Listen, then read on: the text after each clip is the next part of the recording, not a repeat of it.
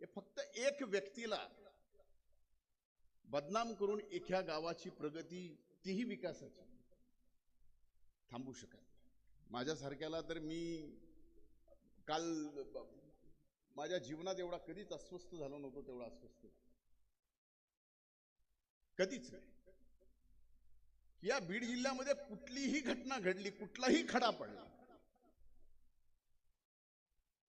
की माझं पावती माझ्या नावावर आहेच, माझ्या विरोधात भाषण आहेच.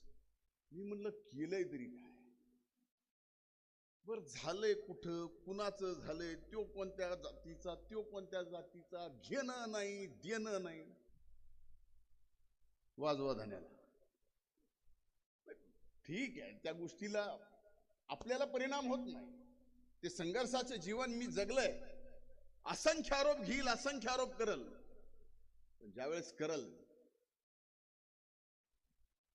मी कधीच हातात खरा कागद घेतल्याशिवाय कुणावर आरोप केला नाही. मला आज करायचंही नाही, मला काय या विषयावर बोलायचंही नाही.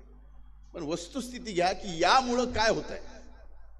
एक व्यक्तीला बदनाम केल्यामुळं आपल्या इकडे येणारी जी प्रगती आहे, कोण म्हणतं सिमेंट फॅक्टरी कशी आली, आज कशी, कुणाला माहिती की सिमेंट फॅक्टरी कशी आली. ती सिमेंट फॅक्टरीची जमीन पासून सिमेंट फॅक्टरीला त्या माझ्याकडे असलेलं राखेचं टेंडर पूर्ण फुकट 1 रुपया न घेता त्यांना दिलं, त्यावेळेस ती सिमेंट फॅक्टरी तिथं आली.